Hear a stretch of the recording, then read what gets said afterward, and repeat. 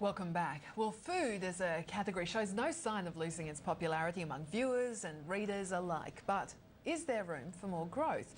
Well, news magazine's Delicious is celebrating its 10th birthday edition, and the editor-in-chief, Trudy Jenkins, joins us now to tell us some more. Trudy, thanks for your time. That's quite a milestone, 10 editions. Yes, and we don't look a day older after 10 years. No, the magazine's going really well, and I'm pleased to say that when we launched, we immediately became the biggest selling glossy food magazine in Australia, and we still hold that position 10 years later. So yeah, we're very happy. Trudy, different magazines do different things digitally. What's been your plan so far? What are you doing, and is it still mainly about the hard copy? Look, we have a massive subscriber base, and they tell me they love the magazine in its paper form. They like to snuggle up with it, you know, with a cup of tea or a glass of wine. So I think that those readers will always want the printed version, but of course we're looking at digital. I mean, it's the holy grail for all media companies, whether you're doing apps or, you know, websites, digital and print subscriptions, bundles, paywalls. It's the big question for everyone. But of course, the photography looks amazing. It's digital photography, so it looks amazing on an iPad. What we're doing at the moment actually is working with our recipe website Taste on ways that we can integrate the magazine much more strongly into that. That's our biggest recipe website in Australia. So there's a big opportunity there to sort of maximise our brand on that. Are there many readers who only interact with digital content?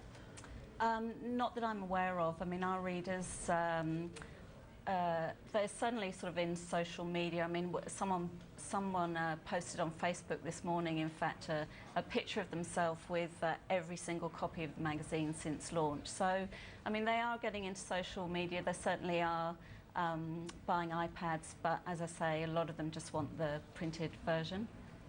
We're looking at some footage in the screen there of, I think some of your celebrity chefs that work for the magazine giving you sort of birthday greetings. How competitive is that sort of food space now for people like that? Look, it's interesting. I mean, Delicious was the first magazine to really feature celebrity chefs and food writers. And obviously, people like Jamie Oliver, who you've just seen, hugely popular.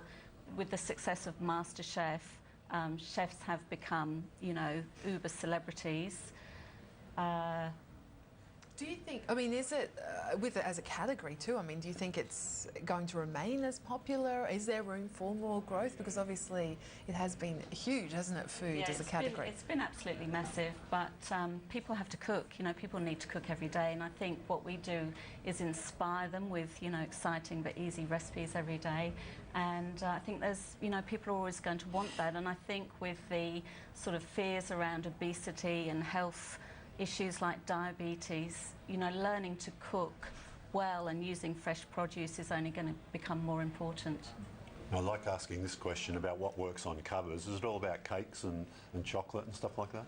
You know, it's interesting, James. The covers that used to do really well would be the sort of what we call Tuesday night cooking. You know, get home from work, need to whip something up quite quickly, so savoury, you know, meal solutions.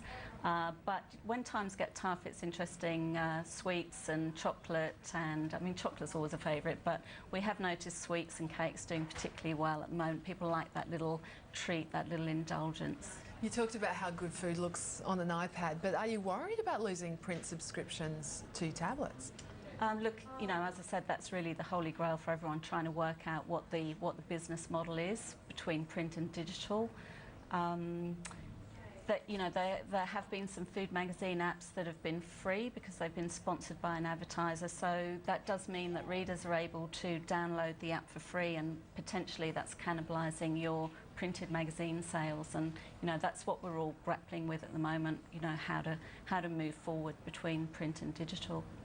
I think you're sort of the dominant player in this space, the news magazines. I mean, ACP's out there with a bit of competition. We sort of looked at Pacific recently, got a Feast. I think they're sort of getting into that space. Yeah. Do you think it'll get more competitive in times ahead? Look, it's a tricky question, and I know that when we launched, people didn't think there was room for another food magazine.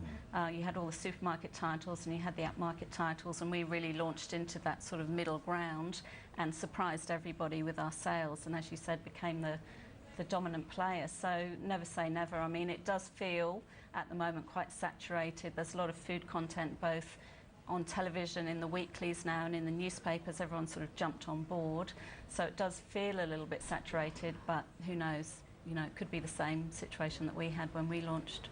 Trudy, great to talk to you. Thanks so much for coming in. Thank you. Trudy Jenkins there from Delicious Magazine. Time now for a look at the ratings for week 43.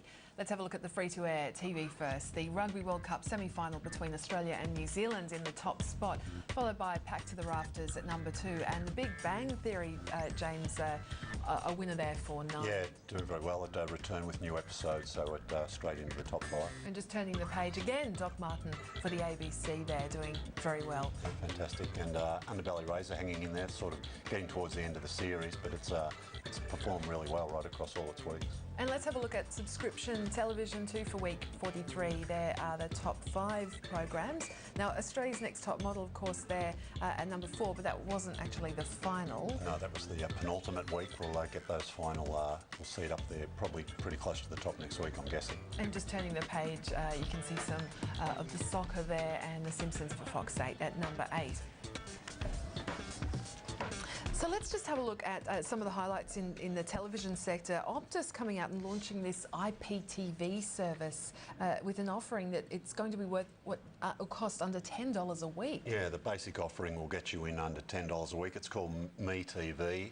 I think for that sort of $10 spend, you'll get a PVR with 3 tuners, so watch 2 channels, record another one. But that's only sort of a free-to-air offering. You also get the Fetch, I think they call it the movie box, so you can sort of download some movies. If you want the Fetch subscription packages, you start to add on to that, so the cost starts to go up. The interesting thing is probably the bundle prices. I think for around just over $100, you can get a pretty competitive bundle from Optus, which will give you the TV service, the DVR, and you'll also get a home phone and a sort of 500 gigabyte data download. So it's a pretty competitive package.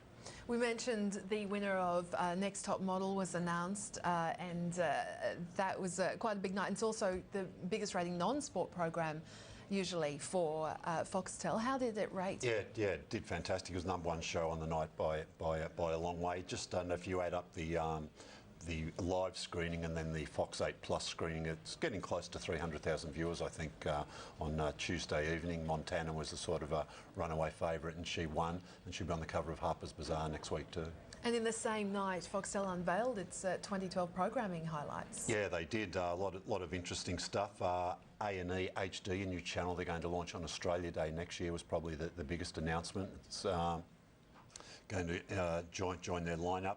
Lots of interesting programs. The Next Top Model, of course, they said back for an 8th season next year. A show called Smash, which is produced by Steven Spielberg. Had a lot of buzz, a lot of people talking about that. A bit like a Glee for grown-ups, if you like. But it looks pretty good, great cast.